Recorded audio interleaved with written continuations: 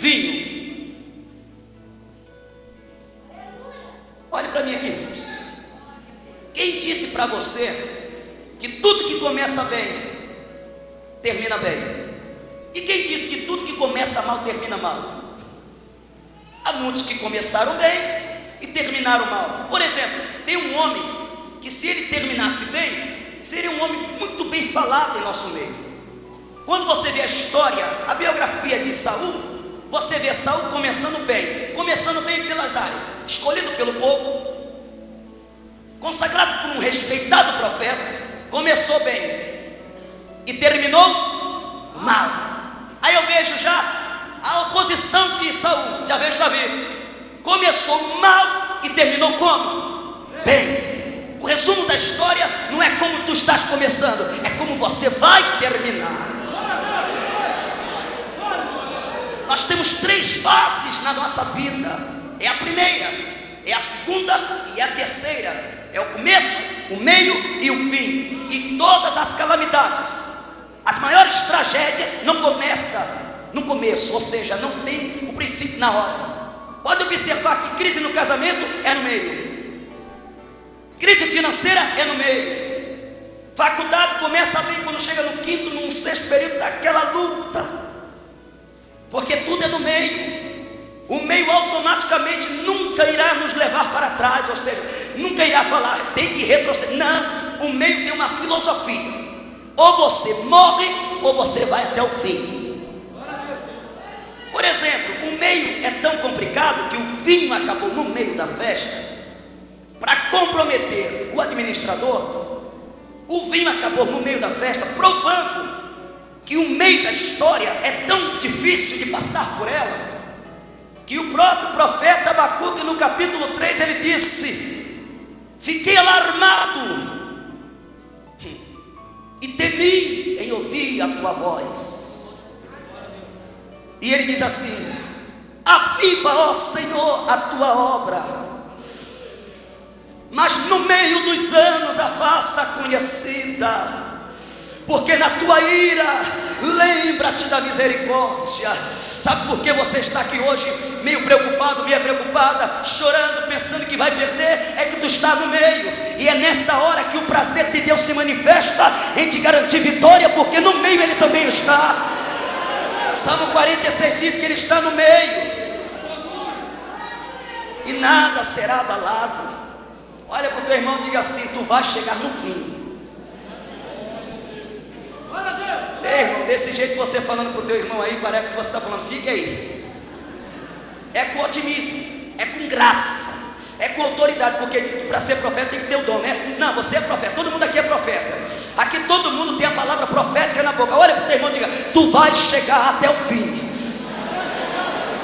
Oh, aleluia. O vinho acabou no meio. O meio é complicado, bispo Samuel.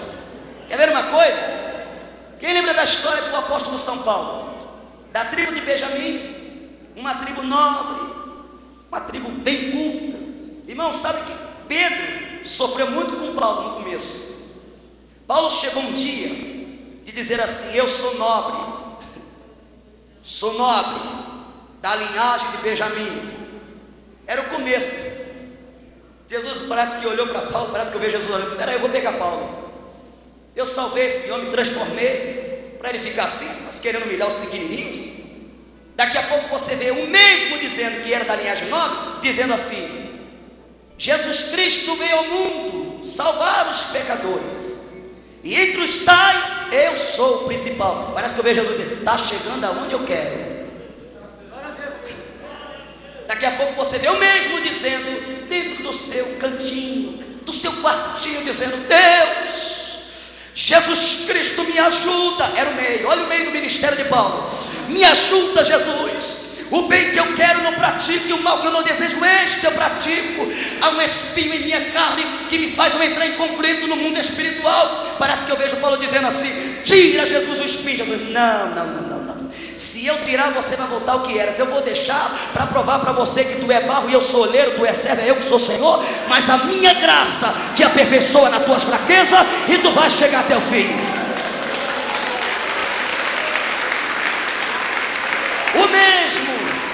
2 Timóteo capítulo 4, o mesmo que disse Jesus para ele: a minha graça te basta. O mesmo diz assim em 2 Timóteo 4, verso 7: combati o bom combate, terminei a minha carreira. Olha que alegria, irmãos. Bate no peito assim e fala: estou combatendo o bom combate. Diga. Paulo que disse isso: combati o bom combate, terminei a minha carreira, desde agora a coroa da justiça que o justo juiz me dará, mas não somente a mim, para você, Timóteo, que se permanecer até o fim. Meio é complicado. Quem lembra de Jesus em Marcos, quando Jesus chamou os discípulos e diz assim: vamos atravessar para outra banda? Se empolgaram porque foi Jesus que convidou. Entraram no barco. Jesus vai para a popa e vai dormir porque estava cansado. E ele cansado, os discípulos parece que começam a conversar entre eles. Parece que eu vejo que o diálogo foi longo. Irmãos, a tempestade não começou quando eles partiram, não. A tempestade surgiu no meio do mar.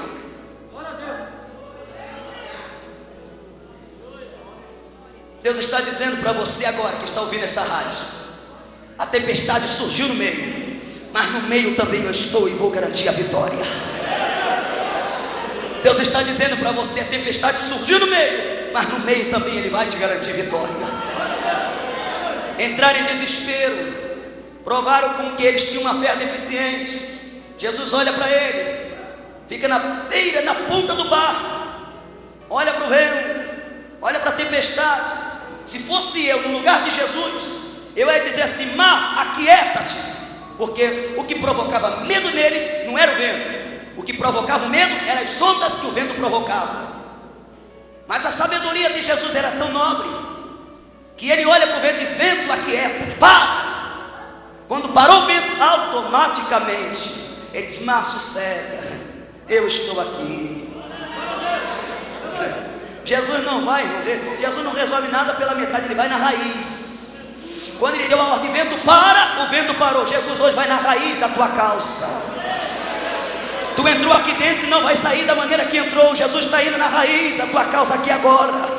Quando tu chegares em casa, o milagre já começou, dá o início na tua história. Porque o vinho acabou no meio. Coisa triste o vinho ter acabado no meio. Meio é meio e acabou. A terceira lição que eu vejo aqui, verso de número 4: disse-lhe Jesus: mulher, que tenho eu contigo? Ainda não é chegada? Não é chegada? Eu vejo aqui outra lição importante. Não adianta querermos correr, não adianta querer pressionar Deus, não adianta querer barganhá-lo ou tentar comprá-lo. Tudo na nossa vida, na minha e na tua, na nossa, só acontecerá o milagre na hora certa.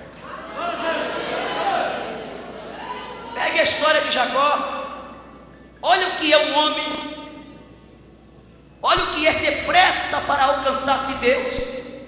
Eu não estou contra Jacó, até porque o significado de Jacó, na verdade, é homem que agarra calcanhar. Tornou o seu significativo de ladrão, suplantador, depois das suas raízes e dos comportamentos que vieram manifestando por causa de sua própria mãe.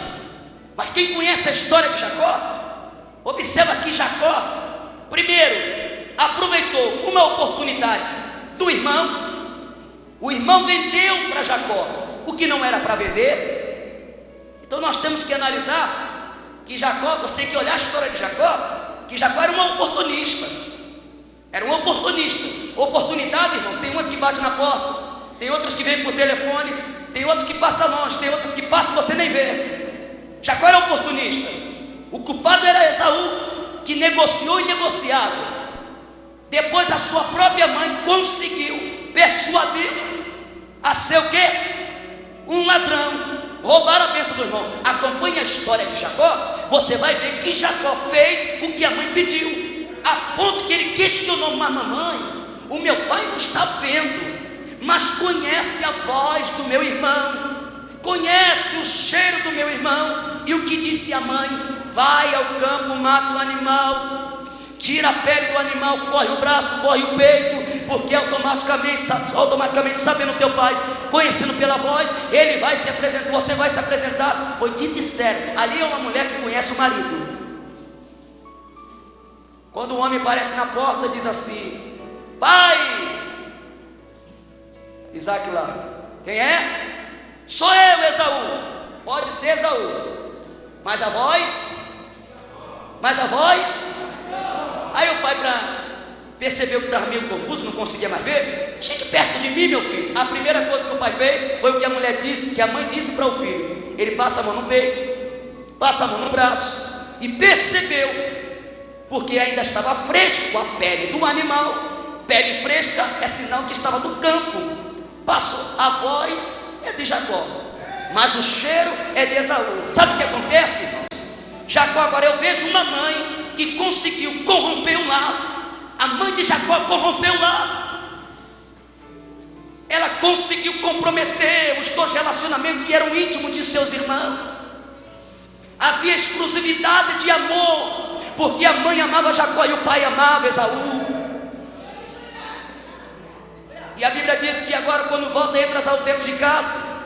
Quando vai no quarto, o pai diz: meu filho, ele sou eu, papai. Quem? Esaú, é você mesmo. Mas o teu irmão acabou de sair e levou a bênção. A Bíblia diz que Esaú chora amargamente, grita, desejou matar o irmão. A mãe chega para o filho e diz: prepare a mudança, vai para a casa do teu tio Labão. Eu nunca vi uma mãe dessa, meu Deus. E ela vai, e ele vai para o deserto. No deserto,